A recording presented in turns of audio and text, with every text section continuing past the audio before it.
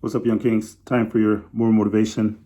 Figure I wanted to jump on this Sunday and kind of wrap up this self-discovery, which we're going to conclude the series, but we're still going to be building upon this battle of self-discovery under the Operation Lion King. So I know I haven't mentioned the Operation Lion King for a while, but for those who are new, go back and watch the Lion King in some of the previous videos and you can understand the concept. So before I go into my next series, I'm going to watch the Lion King again.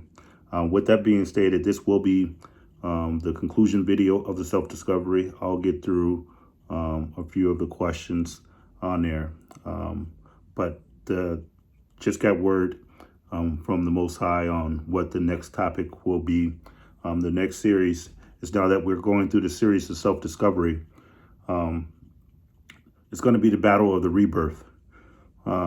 Because now that we found ourselves, we got to introduce our new self or the authentic version of ourselves to the world. So there's going to be a rebirth that's happening, and we'll go through the series. I'm not sure how long that series is going to go, or how long it's going to be for, how many series it will be, how many episodes, but that's the intent, is to be the battle of the rebirth, and we're going to reintroduce ourselves to our new world with the authentic version of ourselves, if that makes sense. So I'm going to pan that out. I'm going to watch The Lion King again to go over some things, and we'll get into that. So this Sunday, coming off the weekend, had an amazing weekend. Went down to Flint, met some of my girl's family, and had a crawfish boil, amazing crawfish boil. Although I think I can do a better one, and that's probably me arrogant, just kind of believing in the chef in me, looking at, because this crawfish boil is one of the things that's always kind of intimidating me, because it's so expensive. Like, it's too expensive to be messing up, for 3 pounds of crab legs, about, I think it was like $130. And then you got your sausage, you got your corn, you got your shrimp and all that. By the time you put all that in there, you really need to know what you're doing before you start embarking on that endeavor. So I'm going to do one this summer. I might post a picture of it as the title. But in that, with the crawfish boil, with anything that you cook, it always starts with the quality of the ingredients you put in there. There's a lot of things in there. Obviously you got the crawfish legs, you got the shrimp, you got the sausage, you got the corn, you got potatoes and stuff of that nature. And that's kind of like with our life and what we've been doing. It's like, it's time for us to feast off our lives and us discovering ourselves, and having a feast, a festival of the remaining time we have left, and being able to enjoy life and enjoy it with the finer quality of ingredients that's a part of that. Because all these things that we've been going over, discovering ourselves, are ingredients that we're cooking with. So you might as well, and that's the better ingredients. I know I'm kind of messing up here. The better ingredients you have, the less you have to be skilled in cooking. Like, it's hard to mess up a great steak. But if you get a cheap steak, a chuck steak, you really need to be a chef in order to really doctor up a chuck steak. But if you get a ribeye, all you need is some heat and some salt and some pepper, and it's going to be okay. So the higher the quality of the meat, the lower the skill set has to be. But if you got a high skill set in quality of product, then you're really cooking with something. So get all that to say, like, we're going to put all this together in this pot, and we're going to start cooking. We're going to start reintroducing ourselves to our new way of life. So over this last 2 months, we've been going, this is the last day of February. Tomorrow will be March 1st, which is my daughter's birthday, by the way. So I say that to say this, like, kind of go back and assess yourself as you've been going through the series. Don't just watch it as you glancing into my journey. You should be visualizing, what does your journey look like? What are you doing? So over the last 2 months, I gave myself a grade. And I think I'm at about a C+ to a B- over the last 2 months of 2021. I didn't do A+ work. There were a lot of things that I could have done better. A lot of things that I started that I didn't really follow through on, that I need to pick back up on. Like, I was on my 2-a-day workouts for about a week and a half, and that's kind of went to the wayside. So I need to make time in my schedule on there. I was, doing real well for sleep, 7 hours of sleep each night. And then over the weekends, I tend to back away from that. So I need to be a little more disciplined on there. My reading at times have been sporadic. Sometimes I'll get in my office and I read. Other times I don't read. It's not like I'm watching TV now, but at the same time, I'm not being as efficient as I once thought I was at earlier part of my journey. So it's time to take that assessment and make sure that we're on track, because if you don't constantly do a checkup, then you won't realize how far off course you got. So I say about a C plus to about a B minus, maybe a B minus. I'll try to be a little generous on myself. B minus, but I got a lot of room for improvement, not only for self-discovery, but just to really attain my goal of where I want to be. And that's to be better. I'm not in competition with anybody else, but I want to be better tomorrow than I was today. So this next 30 days, I want to go back and learn from some of my mistakes and capitalize on some of the things I did well so that I can become better. So I do want to get through this video. So if you notice, we kind of shrunk our videos down from 30 minutes to 25 minutes. So this one I'm going to try to wrap up in the next 20 minutes. And then probably for the rebirth, I'm going to try to get them down to 15, but it may do a pause at 20, and then work our way back down to 15. So I'll try to become more efficient on there. So I want to end the series kind of like where I started, the self-discovery. And there was some verbiage here that I want to read. It says, when you're balancing work, school, family, and social life, it can sometimes feel difficult and unimportant to make time for yourself. So the busyness of life it can get you distracted, especially if you're not efficient with your time. If you spend a lot of time on social media, you spend a lot of time watching TV, you spend a lot of time on a phone talking about unimportant things, it's going to be hard for you to take time out to really understand yourself. And then it says it's important to address these feelings as they come up so you don't go to burnout. Check in with yourself on a regular basis so you can understand the root cause of your discomfort and remind yourself of your strengths, your values, and your goals. And then it says practice self-reflection. Asking self-discovery questions can be more empowering and challenge your beliefs, gain clarity to your life's path, and apply creative solutions to your challenges. So when it says challenge your beliefs, like understanding why you believe what you believe. Is it something that was just handed down to you? Somebody told you this? Because I noticed like in our education system, it's a lot of people regurgitating what people have told them without doing their thorough research on is it still true today? Because the one thing about truth is universal. If it's true today, it should be true tomorrow and it should be true forever. If it's just true today, then that's, then you got those alternative facts, as the last president used to say. And the last thing on there says self-reflection means taking time to look at both more deeply into yourself and more broadly at external factors around you. So not only when you're doing your self-reflection and self-discovery, look at yourself deeply, but then look at everybody else broadly and see how are you operating in the environment in which you're in. And sometimes that environment may not be conducive to you becoming the king that you need to be. So you may have to remove yourself from that environment if you're able to, or be selective in how you engage with people within that environment. And that's an assessment that only you can make. Practicing self-reflection takes honesty and discipline.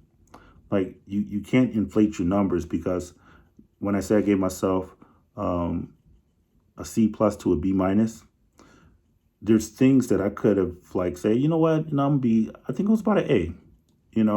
On this week I did this, and on this I did that. But you really got to be honest with yourself of where you at, because if you're not honest with yourself, then you're lying to yourself, and nobody likes a liar, especially if they're lying to themselves. And that's how people get to a point where they're not authentic, because they can't look in the mirror and really assess where they are. So if they can't assess where they are, then 9 times out of 10, they don't know where they're going either. So they'll just be wandering lost. But it takes honesty and discipline. And the discipline part is where I got to be ramp it up some more. Meditation, journal writing, contemplative thoughts are all powerful tools of reflection. So I am going to start journaling more. But in a weird kind of way, these videos are like my video journals. I can go back and watch a video to see how I was processing information and how I was thinking at that particular time. So, but I do need to get to the other journaling. So that's where we are right now. So last time we picked up is the self-discovery in school of how do we become aware of how we're responding to our environment. And I ended the video last time about talking one of my biggest challenges is at school was writing. So we went through that. So go watch the last video. But the next question says, what am I doing to overcome some of my challenges? For me, I got it right. And that's going to be a part of what I need to do with my journaling as well, because it's not only going to document my thoughts, but it's also going to start the process of me getting out and get confidence in my writing as well, and being able to catch my errors. For those who were unaware, it's like I was my own lawyer, so me having to write my court documents and stuff out, it forced me to write things in a more professional manner, and have to go through and proofread it and read it over again, write it, proofread it. So practice is, there's saying out there that says practice make perfect, but that's a lie. It takes perfect practice to make perfect, because if you're practicing the wrong thing, then you're just going to be further away. So you got to not only practice, but you got to be equipped to know what are you practicing and making sure that you sharpen the skills. And that's why it's important, like, for you to develop your skills. So, and I guess that's a great time for me to insert the basic scripture that I was using is the Proverbs 22:29, and it says, "Do you see a man skilled in his work? He will stand before kings."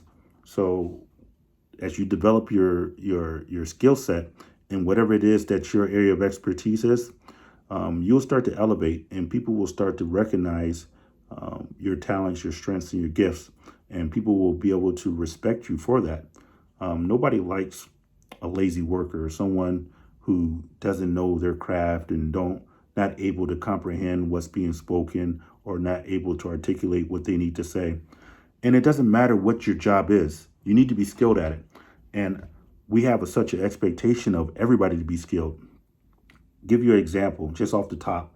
Like, if you were to go through a drive-through, let's say Burger King, they got this thing, have it your way, and you order a sandwich, and you say, I want cheese, ketchup, mustard, cut in half, and everything of that nature. And I do that. I'm very detailed when I order my sandwich. The few times that I do go to Burger King, get a BK fish sandwich, light tartar sauce, add cheese, ketchup and mustard, cut in half. That's what I give them instructions as I pull up to the drive-thru. In the last probably 5 or 6 times, they probably got it right once. As you pull off and you realize, hey, they added the cheese, they didn't add ketchup and mustard, they didn't cut in half. Like, I know it's simple, but the ability, when they get it right, it gives you that good feeling like, oh, okay, this is right. That's how it is with being skilled in your job. And I know we're talking that essential worker type level, but it's more important as you build onto different levels as well, for you to be versed and skilled and be able to do your job to the best of your ability. And not that you're trying to compete with anyone, but you're just trying to compete with a better version of yourself. So when you are skilled in your job, you will start to stand before kings. Now, there was no pun intended for Burger King as far as standing before kings, but y'all probably went over your head anyway. Y'all didn't even think about that. But anyways, the next question is like, what motivates me to go to school? And if you're not motivated, what is discouraging you? I guess I'm kind of adding questions onto this. So if you're not motivated, what is kind of discouraging you? For me, it's learning. Like, I enjoy learning. I believe life is a big classroom, and it's here for us to learn and be equipped to become all that we were supposed to become. So my motivation to go to school is to increase not only my information and intelligence, but it's also my opportunity. There is an element of the higher education you have, the more opportunities you have. I'm not saying that's the only way to get there, but for young kings, especially melanated kings coming in, if you're uneducated and you're not athletic, there's very few avenues outside of trying to hit the lottery that's gonna get you from have not to have. And that's that bridge in between could be Your work ethic and your education can get you over from having that to the element of having. So if you're not going to the NBA, NFL, if you're not trying to be a rapper, which I'm not encouraging people to take those careers, I know those are out there, but they're rare and few in between. How do you get across that gap? It's going to be through education and work ethic. So really figure out what's motivating you to go to school, try to learn something. And in this period of self-discovery, you should have been finding out, like, what is it that you like? Because if you can get tapped into an area of interest for you, then it's easier to retain information about stuff that you're interested in, as opposed to doing something dry. Like history is not my sport or my topic. So for me to go try to be a historian, it's going to be hard. My brain, all my energy is going to be fighting against that. So, but if you want to go talk to me about leadership, about personalities, about ambition and stuff like that, then, or business, I can get into that, or marketing. Those are topics of interest for me. So when I'm in those classes, that my attention span is greater because it's attached to something that I'm interested in. Or if you're talking about about development. But I don't want to sit here and be misleading to you either. There are going to be some classes that you have to take to get to the things that you want to do. You can't just go through and say, I only want to do these classes. Now, you can do that. I'm not trying to discourage you from doing that. But the chances of you completing a degree program with only focusing on certain areas, then it may be less than your desired end state. So unless you go into a technical school, if technical school, or if you're in IT and you want to go get your A+ certifications and stuff like that, then you're probably not going to have to take an English class. You're not going to go have to take a history class because you're in a technical side. But if you're more on the science side, then you're going to have to take some of those other things. So figure out what motivates you to go to school. And then, are you involved in any school organizations? A lot of people get into fraternities, and I did as well. But at the same time, it's like your organization that you get into will reflect a lot about you. Like when you put that stuff on resume, it says, especially if you don't have a lot of experience, especially those who are young in the workplace, your volunteer work tells your potential employer, or even build your resume for an entrepreneur, and your credentials. It builds you up because they recognize, like, this individual is willing to do this for free. So if they're willing to do this for free, then that means that's really an area of passion that they have over there.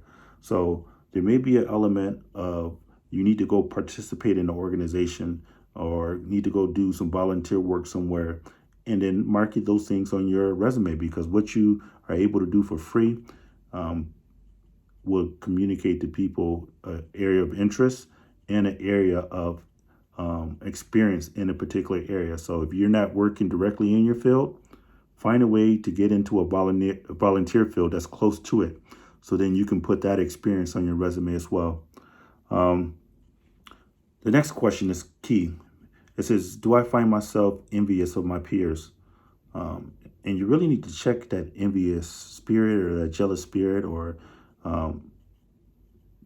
find out. I mean, there's nothing wrong with competing, but you should be competing against the better version of yourself versus competing against another student. I remember I just had to mentor a captain, and he's thinking about getting out the Army.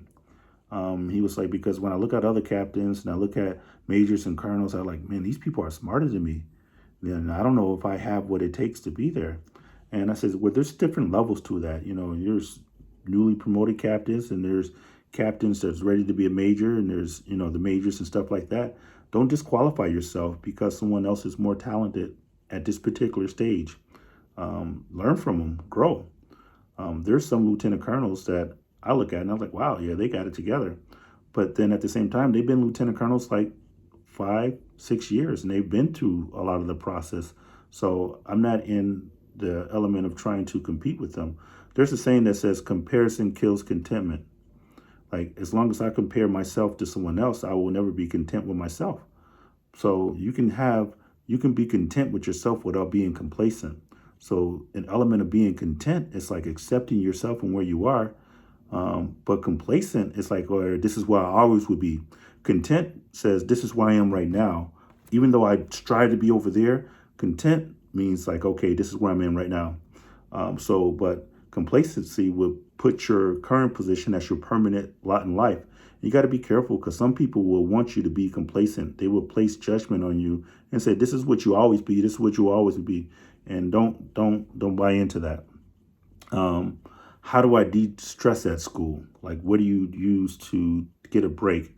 Like, make sure your break is not a destructive break. Like, if it's always partying on the weekend or drinking excessively or indulging in all kind of lustful activities and stuff, just make sure your break doesn't break you, if that makes sense. So figure out how you de-stress, and maybe you need to alter some ways that you de-stress. Um, what distracts me most from homework? Procrastination will assassinate your dream. Putting things off and getting distracted will get you off course.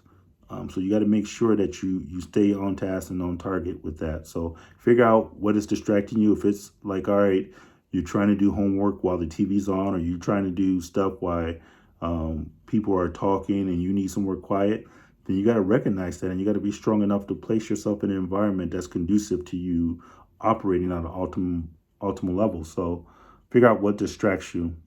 And then the last question is, how do I measure success at school? How do you measure success? Um, Obviously, there's a grading scale on there for depending on where you're at. So is it graduation? Is it like I want to have such and such GPA? Is it that I want to be advanced in this particular craft or area? It's for you to figure that out. For me, it's increased learning. Like, yes, I do want to apply myself and I do want to be rewarded with a higher GPA. But at the same time now, there's been situations in my life where I have learned more from classes that I got a C in than I did from classes I got an A in. There's a false understanding on things that I got an A in. I didn't master that topic. I just mastered the art of regurgitating what was presented. But the classes I had to C in that I had to work for, it forced me to like grow and look at areas that I had shortfalls in. So you can't always measure your success by being first in the class. You know, it may be your first. It may be the first time that you took a class like this. You may be the first in your family to go to college. You may be the first in your family to do that. So although you may not be, and that go back to the question before about competing with your peers, this is not a competition between you and the person next to you. This is a competition between you and the one in the mirror, and the ability for you to allow that person the opportunity to become better tomorrow. Because that's your real goal, is for you to be a better you. Like, I'm 45, and if I look back over my life, the things that people thought or said I couldn't do, if I were to listen to them, I wouldn't be here. I'll be in a worse off state had I listened to the critics of the people saying you're not smart enough, you're not talented enough, you're not fast enough. Because there's always going to be someone out there that's telling you what you can't do. Very rarely would you find somebody sincere to encourage you. And that's why it's important for the self-discovery, because what you open your mind to do, your opportunities become unlimited. So we're coming up on 24 minutes, and I kind of rushed through that. I just wanted to jump back on this because I'm about to go cook. I might even post a picture. I'm going to do pan-fried salmon with some lobster cream cheese sauce on it. So maybe I ought to do a cooking channel, teach y'all how to cook too. I'm also making pound cake for a graduation class for a 92 Yankee class is graduating tomorrow. I told them I'll do that. So I wanted to jump on and get this video in before the change of the month. I'm not sure I'm going to come on tomorrow, but our new series will be the Rebirth. We're going to start introducing ourselves and being authentic versions of ourselves from this point forward. So if you need to go back and review some of the videos, we may revisit some topics, but it's going to be about reintroducing the authentic version and staying and operating in that position from this point on. Because we are kings, we are royalty, and it's time for us to start introducing ourselves to the world so they can act accordingly. So with that being said, be well, young kings. Make it a great day.